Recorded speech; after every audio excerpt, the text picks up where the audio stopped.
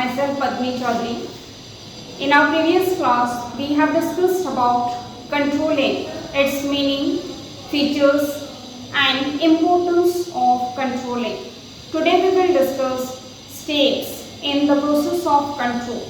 So what are the various steps involved in the process of control that we will discuss? There are 5 steps. Number 1 is establishment of performance standards. Then number 2, measurement of actual performance. Number 3, comparison of actual performance with the standard one. Number 4 is analyzing various deviations or identifying the causes of deviations, that we can say. And number 5 is taking corrective actions or measures to rectify. Okay. So these are the 5 steps in the process of control.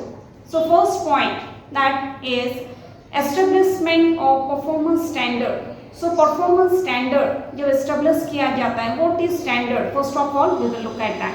So standard means a criteria or criterion against which the actual performance of an employee can be judged or measured. ठीक है? So एक standard और एक criteria fix किया जाता है जिसके basis पे जैसे employee का actual performance को फिर compare किया जाता है. So that is called as standard. And setting or establishment of standard is the first step in the process of controlling. Okay. And standards can be fixed in different units like physical standards or monetary standards. So physical standards means जिसको कि physical terms में express किया जाता है like numbers of units, pieces, man hours. Okay. So इस तरह से जैसे which employee will produce how much pieces or units, how much is the working hours, 8 hours काम कर रहे हैं employees. So in this way, those physical standards are being fixed. So physically fix किया जा सकता है या तो monetary standards. So monetary standards क्या होता है? The standards which are fixed in monetary terms like expenditures, then revenue, sales. तो ये सारा जैसे है तो इसको monetary terms में express किया जाता है. So this is called the first step in the process of controlling. So standards can be established in different units as we have discussed, that is physical standards and monetary standards. ठीक है. So physical standards means जिसको physical terms में express किया जाता है जैसे number of units, pieces, working hours. So all these are coming under our physical standards. And monetary standards में जैसे आएगा sales, revenue, expenses. Okay. So which can be expressed in monetary terms.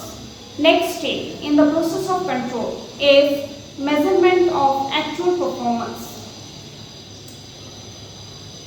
So measurement of actual performance means the performance should be measured, okay, in same terms in which the standards has been fixed. जिस term में जैसे standard fix किया गया था उसी terms में फिर उसको एक्चुअल परफॉर्मेंस को measure करना. Okay.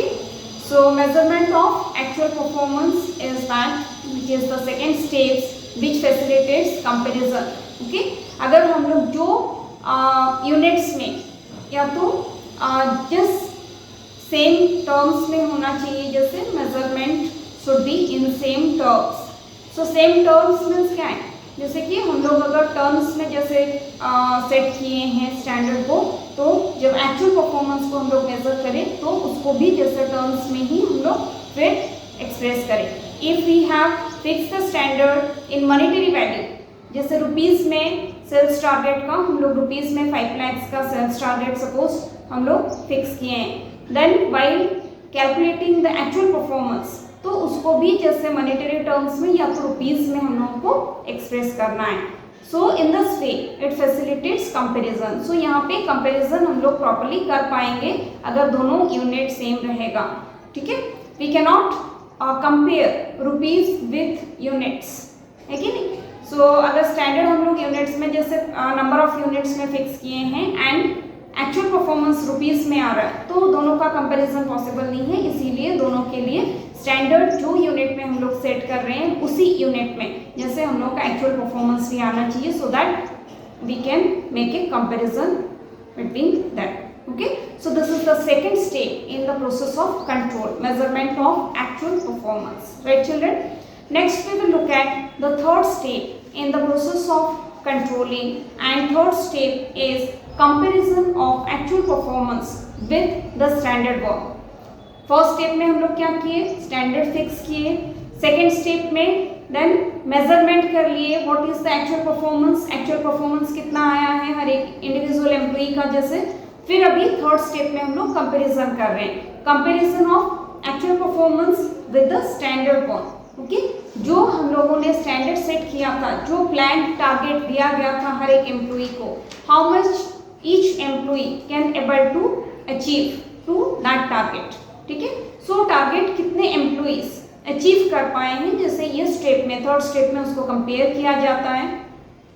And if the performance matches the standard, जो एक्चुअल परफॉर्मेंस है एम्प्लॉइज का वो अगर स्टैंडर्ड के साथ मैच कर जाता है, then it is assume that everything is under control. ठीक है, जैसे कि हम लोग एक एम्प्लॉई के लिए 100 यूनिट्स जैसे प्रोड्यूस करने का टारगेट सेट किए थे और स्टैंडर्ड सेट किए थे, and the employee has achieved 100 units.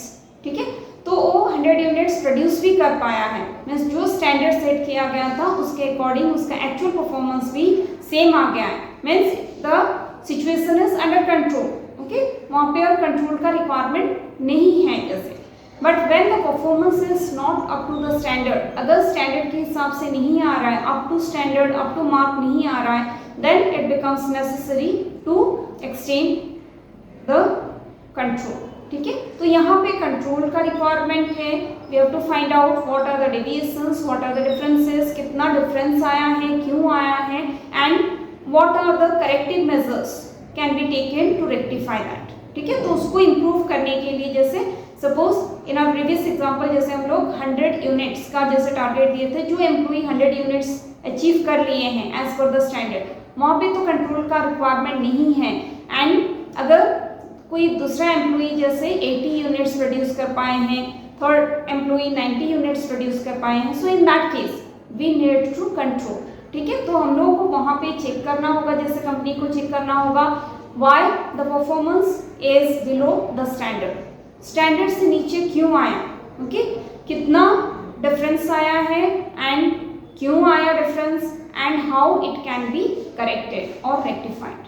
ठीक है, तो उसके लिए क्या क्या मेजर्स लेने हैं, तो वहाँ पे ये चीज़ को जैसे फिर करना है नेक्स्ट स्टेप में. Right, so third step is comparison of actual performance with the standard one. Right children, number fourth step is analysing deviations और identifying causes of deviation. Deviation means यहाँ पे डिफरेंस बताया जा रहा है, मीन्स जो हम लोगों ने स्टैंडर्ड सेट किया था और जो एक्चुअल परफॉर्मेंस आया है, दोनों में डिफरेंस कितना है. Okay, and what are the causes of difference और डेविएशंस, डेविएशंस क्यों आया है और जैसे कितना आया है. सो कॉज क्या क्या है, किस वजह से जैसे वो डिफरेंस आया. जैसे एक एम्प्लॉई 100 यूनिट प्रोड्यूस करने के लिए टारगेट जो दिया गया था, one employee has achieved 100, another employee has achieved 90, and third employee has achieved 80. So जो 80 अचीव कर पाया है, जो 90 यूनिट्स प्रोड्यूस कर पाए, तो उनके लिए फिर फाइंड आउट किया जाएगा डिफरेंस इज 10. एक का 10 यूनिट का डिफरेंस आ रहा है, दूसरे जन का 20 यूनिट्स का डिफरेंस आ रहा है. So this is called deviation और डिफरेंस. सो यहाँ पे उसको एनालाइज किया जाएगा, what are the reasons behind that. ठीक है, so this is the fourth step in the process of control. Next is number 5, fifth step पे आ रहे हैं जैसे, that is taking corrective actions. Number 4 step में हम लोगों ने जैसे एनालाइज कर लिया है डेविएशंस को और डिफरेंस को, क्यों डिफरेंस आया है, क्या डिफरेंस आया है. तो ये सारी चीज़ों को एनालाइज करने के बाद फिर हम लोग फिफ्थ स्टेप में क्या कर रहे हैं, we are taking the corrective measures और करेक्टिव एक्शंस.